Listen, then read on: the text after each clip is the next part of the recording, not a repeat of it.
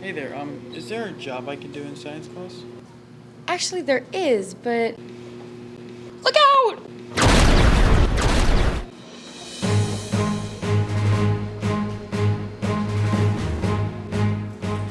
So we meet again, Flash, for the last time. Not today, Captain Cold. My heart was frozen in the divorce, so now I will freeze everything, starting with you. Where'd you go, Flash?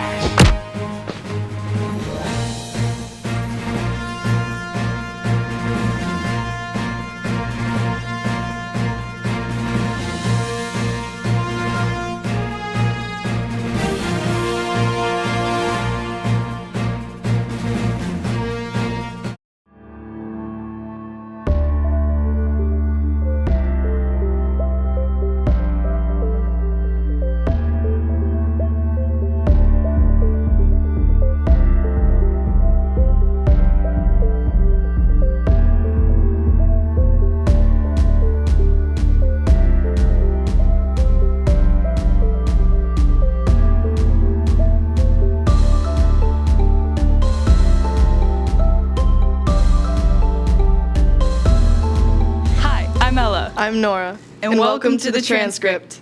This week, we investigate the lack of air conditioning at NHS. Look into the recent closings of bathrooms. MERS Mobile Games discovers Roblox. Culture Shock goes to a pagan pride event. And Hamped Up checks out fencing. The Writers Guild of America is ending its 148-day strike with a tentative deal that awaits ratification in early October. The deal includes AI restrictions, higher pay, and transparency on viewership data. SAG-AFTRA remains on strike. Ongoing construction on Damon Road in Northampton is causing delays, safety concerns, and vehicle damage for residents. Originally set for completion in July of 2022, the project is now expected to finish in July 2024 due to delays. I'm Eli Hirnandani, and thanks for watching. Over the course of the past few years, Northampton High School has struggled with the closure of several bathrooms throughout the school due to a variety of safety concerns, including vandalism, vaping, and fighting. Certain bathrooms on campus were unavailable due to what administration deemed unsafe conditions. We spoke with individuals in the school community about the recent openings and future criteria for potential closings. Do I feel the bathroom closings are justified? It depends on the situation. Like today, I have somebody at Leeds taking care of a water leak and somebody out sick. And if I get a call in a different area, I'm taking care of that and shutting down the bathroom and then reopening it next available time I can. If kids are vandalizing it or trashing it, we kind of get a picture of it and give it to administration, and then they make the call of it. I don't really think it solves too many of the problems they're trying to target when they close the bathrooms, and it also creates other problems. The overflow gets pushed to the gender-neutral bathrooms, which creates just incredible lines, especially when people are in there to vape or hang out with friends, which does happen. And you can just wait 15 minutes in guidance, and neither of the single-stall bathrooms will open up. I think that I choose to skip class and misuse the bathrooms because a lot of the times my classes are really boring, and I feel that I'm doing well enough in the class where I don't need to be there for the lesson, and being in the bathroom and doing my own thing is usually more fun and enjoyable, and especially with these new phone policies, I can just be on my phone or just be alone, and sometimes that's nice. And so stuff like vaping, graffiti, whatever, I think it definitely makes sense that ends up gravitating towards the bathrooms, because even though school doesn't necessarily always feel like a hostile environment, it is kind of the only place where you're not being monitored or judged or having the possibility of being walked up on by school authority. The lack of staff and lack of ESPs and staff kind of monitoring bathrooms, it's easier to take a bathroom away logistically than monitor every single floor. I think that students are going to misbehave regardless of what administration does for a lot of reasons. I think that people will use nicotine vapes in the bathrooms because maybe they're addicted. I think that people will go hang out in the bathrooms because they don't have another space where they feel safe. Maybe they get bullied or picked on and go in the bathroom because that's their safe space in the school, or maybe they just need a break from class. And I think that the school doesn't do a good job of providing maybe healthy breaks or a healthy space to be away from everything else. I think it's really unfortunate that we have had to close bathrooms and that we don't have more bathrooms open, that we don't have more all-gender bathrooms. You know, in terms of where I'd like us to go, I'd like us to have more conversation with students and think of what works, and have students and staff, administrators collaborate to think about what we can do to make it better. Long-term solutions instead of closing them for a few days. I think last year I also spoke of peer policing. If you guys take care of your own bathrooms, nobody likes sitting on wet toilets and trash in the bathrooms, and with the products there's in the female bathrooms, you kind of need to take care of it. If you decide to throw everything, paper towels, trash, your coffee cups that you bring from Dunkin' in the trash or in the toilets every single day, it's really annoying, and we might close them out of spite. But we try not to. We try to just clean them and get them back online. For now, all the bathrooms at NHS are open. Make sure you do your part making sure it stays that way. Thanks for watching. I'm Mur. And I'm Doral, and welcome back to Mur's Mobile Games. We're on the hunt to discover NHS's most loved games. The ones you can play on school Wi-Fi. This week we discover Roblox, an online gaming and creation platform which allows users to play a variety of games, create games, and talk to others online. We talk to students to get their opinions on the game and how it's impacted their lives.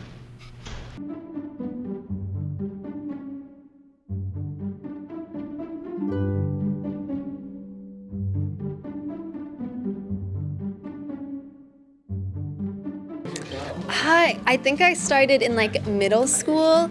I remember being on the middle school library computers, and I don't know, I had just been watching my friend play, so I jumped on and I started playing too. I was really bad at it, but recently I got back into it. I've been dabbling in some new games. I started playing Roblox when I was in elementary school, playing Prison Break Simulator, I think that's what it's called. My game was gas. I'm a fan of Fashion Famous, mostly because it's not the content of the game itself, but more the people in the game. Even though they're all 8 years old, it's kind of fun. You can bully them a little bit, and it's no big deal. It's kind of fun for everyone. I like Raise a Peter. You raise Peter Griffin in a family-style game. It's pretty good. The best game to play on Roblox is Fashion Famous. On Fashion Famous, you get a category and then you dress up for the category, and then you go on a runway, and then you see if your outfit wins, and you compete against other people. I kind of play it maybe a few times a week, but when I do play it, I get really into it and play it for an hour or two that particular day, especially if I'm playing with a friend. Oh, it's the best skin there ever has been in Roblox. DJ Khaled in a golf cart with a big green screen in the back and Among Us feet on my shirt. That is my skin. With big hands and feet. My skin is I'm wearing a green shirt and jeans, and then I have a blonde hair. I definitely would. I think there's a lot of great games on Roblox. I definitely recommend that people try out maybe Cheese Escape. I think that's a fun one. Roblox is my favorite game of all time, and I think everyone should play it all the time. I have 100,000 hours on the game. One time I was playing Fashion Famous, and there was this one kid who was really annoying and kept booing everybody in the chat. And so I said something along the lines of, "Hey, you suck." And then they said, "I'm gonna block you." And then I replied, "I'm gonna dox you." But they didn't get it because they blocked me. And that's the end of the story. Thanks so much for watching. Make sure to tune into our next episode of Mur's Mobile Games. Ah!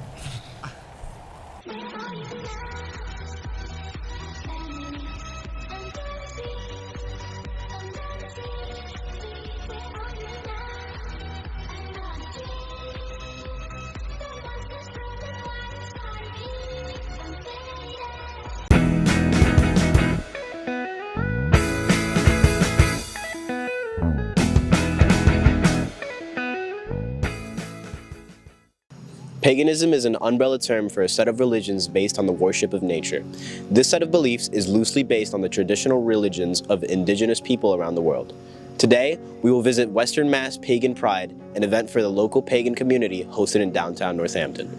Pagans, along with non-pagans, go to this event every year to learn and celebrate the set of religions called paganism. This event also serves as a place for pagans to meet other pagans in the area. So Pagan Pride historically in Western Mass has looked different over the years.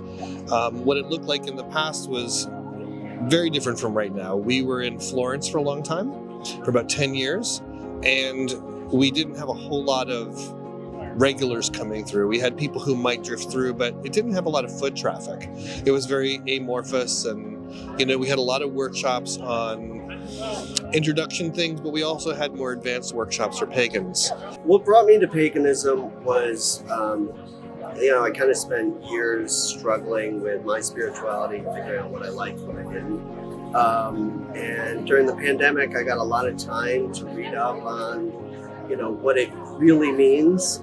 And it spoke to me at a level that my upbringing didn't, and atheism didn't. So, the misconception that people make about paganism is the fact that, we used to do animal sacrifices, human sacrifices. We don't do that anymore. It's not a thing we do. In order to appease our gods, we can leave them coffee or just light a candle for them. We don't have to sacrifice a goat. Yeah, I think a lot of people don't realize that paganism comes in a lot of different flavors. You've got people who are Reconstructionists, you've got neo-pagans, you've got heathens, all kinds. Some people who are not theistic at all. So it's a lot more than it seems. Many misconceptions about pagans are spread due to the lack of knowledge most people have surrounding this set of religions. Pagan Pride Day is a great day for people to learn about this complicated set of beliefs. Thanks for watching Culture Shock. Y'all ready for this? This week on Hamp Up, we're going to take a look at the Northampton fencing team. Currently, the team is enrolled as a school club but has been trying to become a part of the NHS athletic program for some time now. We spoke to the coach of the team and a few captains to see how this process has been and why they think becoming a part of the NHS sports will benefit some. We also heard from athletic director David Prue to find out some of the difficulties of this process and if he thinks it will be possible. The team has been trying to become an official team, part of NHS sports for about 5 years now. When the team was originally founded, it was part of NHS sports in the 90s. We'll have better outreach, so we'll be able to recruit people easier because we'll be an official team and we'll be on official listings. We'll have more funding so we can get better equipment, and we'll have more representation and resources so we're able to get to more tournaments and competitions. We'll also be able to cover a lot of funding that currently is being covered personally by our coaches, which is not fair to them. Yeah, we don't get any school funding really. And we'll also be able to go to more tournaments during the school day, which currently we can't because we're not technically a team. All our tournaments have to be on the weekends because we can't leave school early and everything's out east near Boston, so it's a long drive. Currently the fencing club is a club here and not a sport at NHS. That is the way it's been since I started here. It's not an MIA sponsored sport, which almost all of our sports are. Any club that is in existence that would like to become a sport would have to go through a process to be added into the sport offerings at the school. Some of the things that would have to take place would be budget increases to account for additional coaches, transportation, supplies that currently are not included in my budget. As of right now, with the funding that we have for our current sport offerings, things are tight, especially with the rising costs of officials and transportation and things like that. Transportation issues with the availability of our school bus transportation and the need to go to charter for more trips, increasing costs. So all those things kind of have to be looked at if you're going to add sport offerings and know that the district would be able to support those added sports. Thanks for watching Hamp Up and see you next week. After the recent heat wave, both students and staff at NHS have complained to the school admin about the learning environment and temperature. The heat has caused lack of focus in classes and frustration in the building. Due to the current rules, the school cannot turn on the chillers except when instructed to by the board. We spoke to Chair on the school committee, Gwen Agna, and NHS faculty and students to get insight on this important issue. I think I can speak for all on the school committee that we're very concerned about the learning environment in the days of climate change and unsafe situations in classrooms, and we will be looking at our budget for that in the days to come. If you've spoken with the superintendent and she was given advice that we don't close school for heat, and that was something that I think the teachers had some concerns about, and she expressed her concern as well, that she was following what had been past practice around schools being open or closed because of heat. Over the past few weeks, the heat in my classroom has affected the learning environment greatly.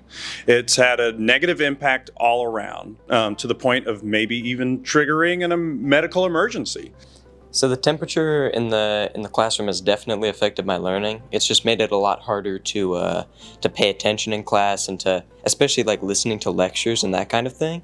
It gets really difficult when it's hot and everyone's like really sweaty, and it's just so difficult to concentrate oftentimes. The heat also affects the teachers a lot, I've noticed, especially I'm in Mr. Littlefield's class 2 periods a day. It makes it a lot harder for him to teach, I know, and for him to like give lectures and stand there while he's he's super hot and sweating. It's very difficult for him, I know, and a lot of other teachers too. The chillers not being used, the decision by the city not to turn them on, I think it's unconscionable. I think it's an OSHA violation, and it has everything to do with economics, but the working and learning conditions are such that we just can't function. I think we all notice that the air conditioners are on where the students aren't, in the office, in guidance, and I wish I was a guidance counselor or administrator on those weeks, because being a teacher or a student, like 1,000 of us suffer, and I just think, so they know it's hot, but they don't condition their classrooms. And we have chillers,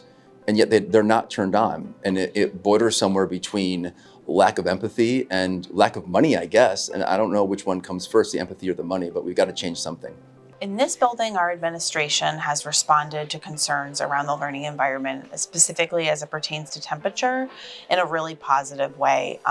Principal Worley contacted downtown and asked for the chillers to be turned on, not the week after the extreme heat, but the week after that where the humidity was really high and it was just kind of swampy in here. The superintendent actually met with the leadership of the union and has agreed to come up with a plan in order to find cooling spaces and to close buildings if necessary due to the heat.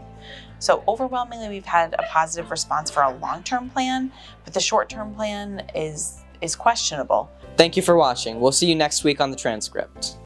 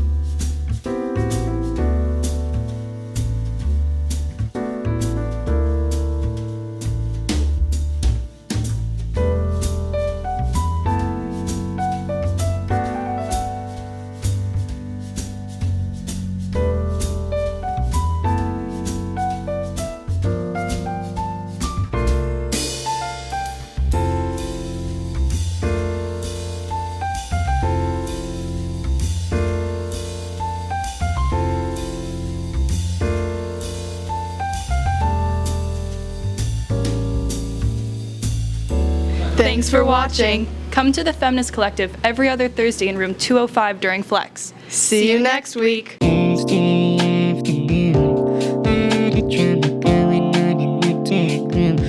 talking about the transcript.